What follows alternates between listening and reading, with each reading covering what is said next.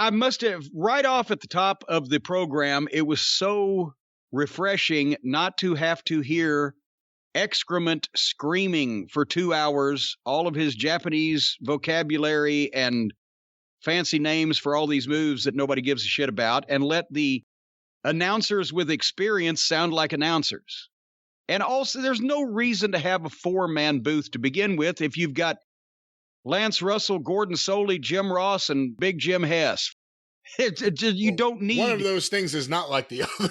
Well, hey, if they'd have got a chance to work with Big Jim Hess long enough, he could have brought him up to speed. But there's 4 of them, right? So anyway, this was better. Malakai Black's entrance, with what they're going for here, the announcers need to lay out of the whole thing. It kills the mood. They've done their opening billboards. They've told us the matches that we're going to see in the program. As soon as those lights go out and this Malakai Black thing starts, you can't hear anybody talking. Because it just, what do you think? It just killed the mood. They're trying to create a mood, a vibe, if you will, and let him get in the fucking ring. And then things come back to normal again. That's just my observation. I agree with you, except if it's the opening segment of the show, then in that case, you kind of have to talk about what's going to be on the show. No, you don't. They just billboarded it. That's what I'm saying. True. They That is their true. opening billboards and the crowd pans and etc. Boom, lay out. JR, as he always used to say, lay out. When you've got an offbeat, unusual, unique style entrance, let it establish. But anyway, Malakai Black and Dustin. And they had, when Dustin comes to the ring, they can certainly fill in any of the blanks there. And obviously there's something behind this match because Malakai Black has been on the rampage, so to speak. He kicked the shit out of Arn. He kicked shit out of Cody. He kicked shit out of old Shoddy Lee Johnson. And now, they set this up for now it's Dustin's turn. They started out quick. Malakai Black can bump. He moves around well. I liked this match, and I'm not picking it apart. I don't know if that I would have started off just shining Dustin right off because Malakai Black is still somewhat new and an unknown quantity. Would you have backloaded it where at first you put a couple of Malakai Black's things over and then you had Dustin do a nice little flurry comeback, whatever. But the point is, they had a good match. Malakai Black can go. Then they went to the floor and Black belly to backed Dustin through a table at ringside. And while Dustin was selling, Malakai Black gets in and pulls off one of the turnbuckle pads. And of course, stay tuned. More on this later. Dustin's selling. I mean, he's gotten dropped through a table. Okay, it wasn't as drastic as what, most of the flying dives that these guys take through tables. So he gets back in the ring. Malakai Black, did you see, does the Nick Bockwinkel step up to get in the ring? I did not notice that, no. It's fun. I haven't seen anybody do that since Bockwinkel. He's walking along the side of the apron and he just steps right up on one knee and then right up, and it looks like he walks up invisible steps.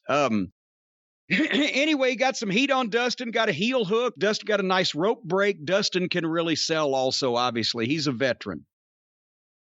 Malakai Black starts toying with him. Dustin gets pissed and made a comeback. And then remember I said in the last match that we saw Malakai Black have with Lee Johnson, he was looking good until he tried to do the mind game sports entertainment part of things, right? Well, they did a spot where Dustin had made a comeback, but then, that snap turnaround power slam he does. He did the spot where he was going to miss it. And it looked bad because Malakai Black didn't get the fucking picture. Everybody I saw on Twitter was blaming Dustin, but you see Dustin shoved or tried to shove Black backwards, and he thought that Black was going to come off the ropes and he was going to go for the power slam, but Black was going to suddenly put the brakes on. But instead, Black just kind of took a half a step off the ropes very slow and wandered, and Dustin went for the snapping power slam anyway. It looked like he was trying to power slam the Invisible Man. So that was not smooth, but they got it back with a second later. Dustin did hit the power slam, and then Malakai Black had taken back over, and then he goes outside the ring and goes under the ring, Malakai Black does, and gets Cody's boot that he had stolen before when he attacked Cody. And carefully placed under the ring earlier in the night. And carefully placed under the ring earlier that night, knowing in this match that where nothing's predetermined and it's an athletic contest against somebody else, he'd have the opportunity. And the announcers even had to say that. That is, well, he obviously placed it there earlier. And he gets in the ring and gives the boot to Dustin. And you wouldn't do that. Dustin gets pissed, and that's when they got off kilter. They each tried to kick each other in the gut and missed those, and Dustin dropped down and went for the uppercut punch, but Malakai Black sold it before he threw it. So when Dustin saw him sell it, that he tried to throw it quick, and Malakai sold it again, and they literally missed 4 or 5 strikes at each other that they were selling in a row. It just...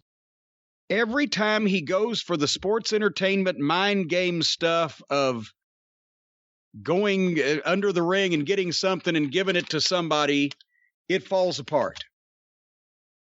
Dustin hit the Canadian Destroyer, got a big 2 count.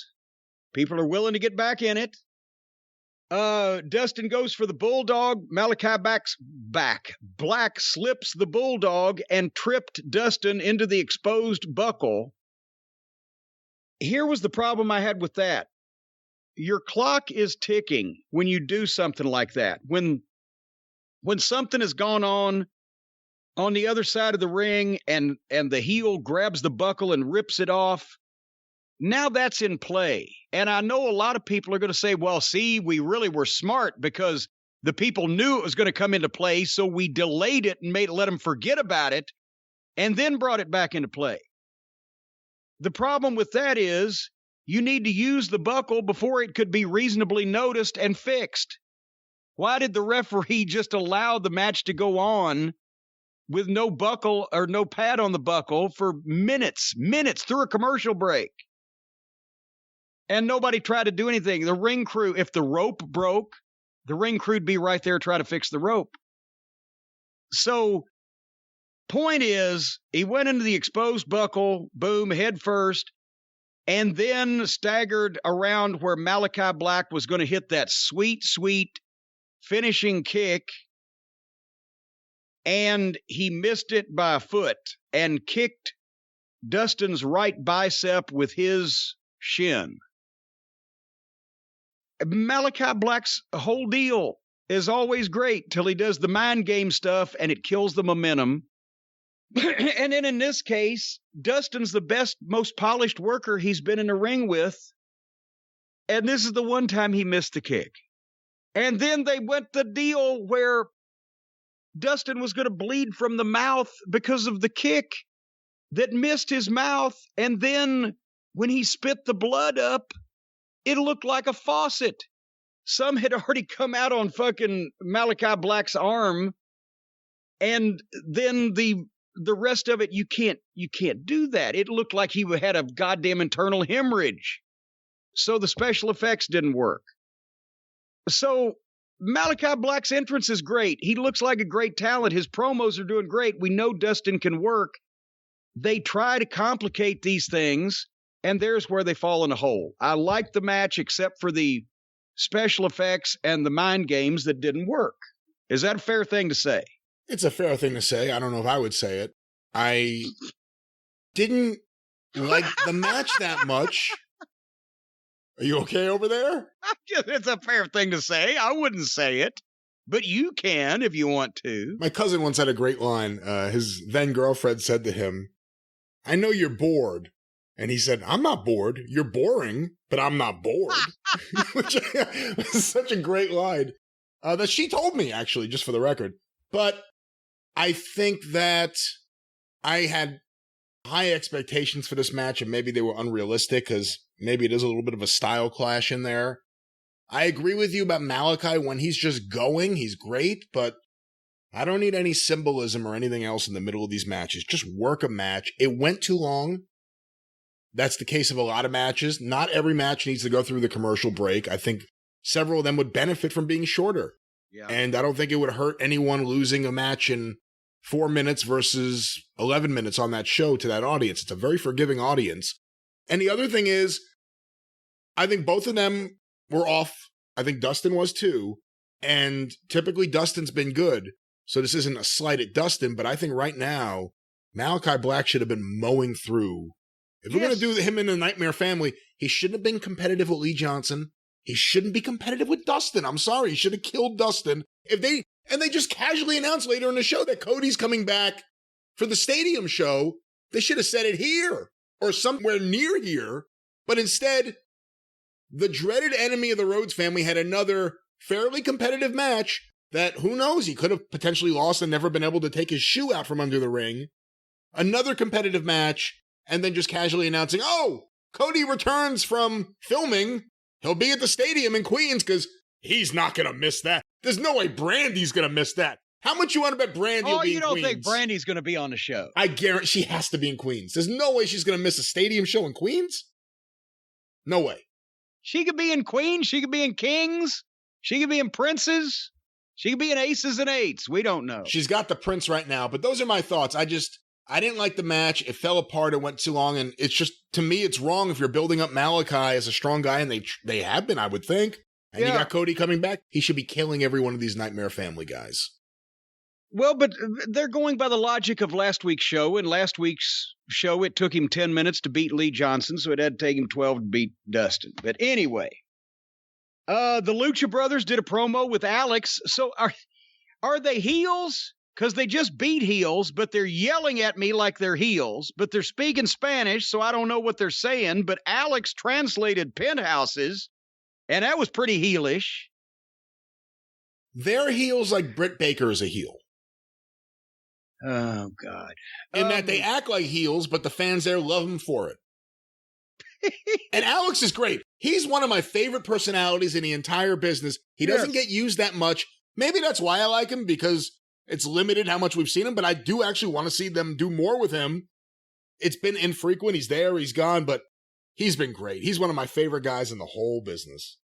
He's a much more effective translator than Chavo Guerrero, because you get the feeling that Chavo's actually saying what the guy really said, but you get the feeling that Alex is just saying whatever he wants to say. You know, I'll just say this now, even though I know there's another segment later, but Chavo, you want to talk about a guy who can't lose the WWE stuff. Chavo is just hamming it up way too much in these promos. It's too cartoony. But at least it's not Vicky. That's true. Miro and Eddie Kingston did a promo package with their highlights and etc. It was good and brief. They're the least of our problems at this point. They're doing just fine.